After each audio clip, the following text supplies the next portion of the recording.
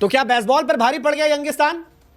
लग तो यही रहा है, क्योंकि पांचवें दिन इंडिया को चाहिए 7 विकेट और इंग्लैंड को बनाने हैं 536 रन। इंग्लैंड को स्लो खेलना आता नहीं, भारत के गेंदबाज विकेट निकालना जानते हैं और बड़ा मजा आने वाला। मुझे लगता है एब्सोल्यूट सिनेमा होगा। इंग्लैंड क्या फाइटर की तरह लड़ेगी या प्रेशर में गिव अप कर देगी? क्योंकि कहानी इंग्लैंड के हाथों से धीरे धीरे निकल रही है। चौथे दिन जो कुछ हुआ वो इंडिया को उस मजबूत स्थिति में ला चुका है जहां से इंडिया के हारने के तो ना के बराबर चांसेस है। कोई असंभव जैसी चीज हो जाए तो भले हो जाए, वरना ये मैच इंडिया का है। वैसे इंडियन टीम को बड़ा खुश होना चाहिए अपने ऊपर, क्योंकि बगैर बुमराह जब वो दूसरे टेस्ट मैच में उतरे थे तो उन पर प्रेशर बहुत था। सारी दुनिया इस बात को कह रही थी कि यार ये टीम कमजोर है, गेंदबाजी कमजोर है, सिराज इनइफेक्टिव हैं, प्रसिद्ध कृष्णा से कोई असर होता नहीं है, स्पिनर्स दोनों साइड के इन पिचों पर बेकार हो चुके हैं, आकाशदीप नए नए आए हैं, क्या करेंगे?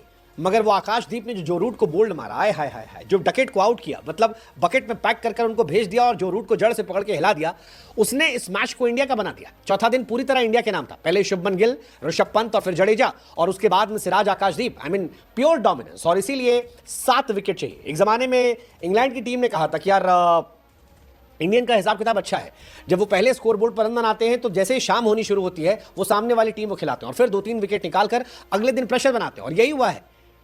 पांचवें दिन अगर आप बात करेंगे तो इंडिया डोमिनेट कर चुकी है। इंडिया ने पहली पारी में 587 बनाए, इंग्लैंड 4-7 पर ऑल आउट हो गई। हालांकि इंग्लैंड वहां पर भी 200 रन ज्यादा बना गई थी क्योंकि 87 फॉर 5 थे वो, लेकिन फिर इंडिया ने 427 रन बनाए और इंडिया का top order, middle order, lower order सब चले। अब इंग्लैंड नहीं चल रही। 72 पे 3 वो हैं, 3 विकेट जा चुके हैं और तीनों इंपॉर्टेंट विकेट गए हैं। मतलब डकेट का आउट होना और जो रूट का आउट होना, आई थिंक ये बहुत बड़ा विकेट था, बहुत बड़ा विकेट था। और ये विकेट इंडिया की जीत हार को तब्दील कर सकता था। हैरी ब्रूक फिलहाल बचे हुए हैं, विकेट कीपर उनका स्ट्रांग है, बेन स्टोक्स बाकी है, लेकिन क्या वो आकाशदीप, सिराज से बच पाएंगे? सिराज, आकाशदीप कमाल थे। आकाशदीप ने 8 ओवर में 36 रन दिए और 2 विकेट निकाले। सिराज ने 5 ओवर में 29 दिए, 1 विकेट निकाला। बेस्ट बात यह कि आकाशदीप ने वो आखिर में जो 2 बोल्ड मारा था, एक डकेट को, और सबसे बेहतरीन डिलीवरी तो थी जो रूट वाली। जो रूट बहुत बड़े तुरंत खां प्लेयर हैं, दुनिया जानती है, बहुत बड़े खिलाड़ी हैं, लेकिन आकाशदीप की वो बॉल अनप्लेबल थी। और thank you so much. Ben Duckett तो मतलब बिल्कुल बन गए आकाशदीप के। 3 इनिंग में 24 गेंदों में केवल 9 रन बनाए हैं और आकाशदीप के सामने वो 3 बार आउट हो चुके हैं। और ये बता रहा है कि इंडिया कितनी मजबूत स्थिति में। इंडिया ने डिक्लेयर किया है 427 for 6। Shubman Gill, what a man, what a character यार। मतलब कप्तानी में कैसे वो निखरे हैं ये देखने वाली बात है, क्योंकि विराट कोहली, रोहित शर्मा के जाने के बाद बहुत मुश्किल था उनके जूतों को भरना और गिल ने जिस तरह से भरा है यकीनन दिल जीत लिया। 161 रन बनाए उन्होंने इस मैच में, इस पारी में। जडेजा ने 69 बनाए, ऋषभ पंत ने 65 बनाए, राहुल 55 थे। करुण नायर वो थोड़ा डिसअपॉइंट कर गए, लेकिन बड़ी कहानी के बीच में करुण नायर की कहानी को मैं छोड़ दे रहा हूं। नीतीश रेड्डी भी डिसअपॉइंट किया, अगले मैच में शायद उन्हें भी ड्रॉप कर दिया जाए। वो चेंजेस वाली कहानी है। करुण नायर की जगह क्या आप साई सुदर्शन लाएंगे या उन्हें खिलाएंगे और नीचे से नीतीश रेड्डी को हटाकर वहां पर आप साई सुदर्शन ले आएंगे, ये देखने वाली बात होगी। लेकिन वो बात की बात है, वो लॉर्ड्स की बात है। लॉर्ड्स की बात हम अगली बार करेंगे, आगे करेंगे। फिलहाल क्या इंडिया ये मैच जीत रही है? High chances.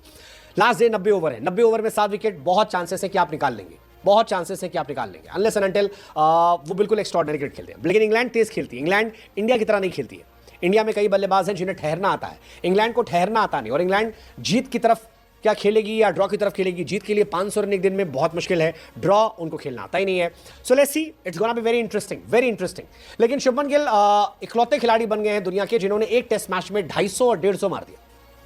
मतलब एक टेस्ट मैच में 400 रन मारना, एक में 250 और एक में 150, ये किसी ने नहीं किया था। पहली इनिंग में 269 थे और सेकंड इनिंग में 161 रन, और ये बहुत बड़े रन है। शुभमन गिल ने सीरीज से पहले कहा भी था कि वो डोमिनेट करना चाहते हैं, वो चाहते हैं कि इस सीरीज में वो बेस्ट बैट्समैन बन के आए। और फिलहाल 3 इनिंग में उनके पास शतक है, 300 है, मतलब उसमें एक डबल 100 भी है। कमाल है यार। रिकॉर्ड, शुभमन के रिकॉर्ड जो है वो अलग लेवल पे चले गए। मतलब इस सीजन कैप्टन शुभमन गिल का जो एरा है वो उनके करियर का भी बेस्ट एरा बन गया। और जिस तरह की बल्लेबाजी उन्होंने की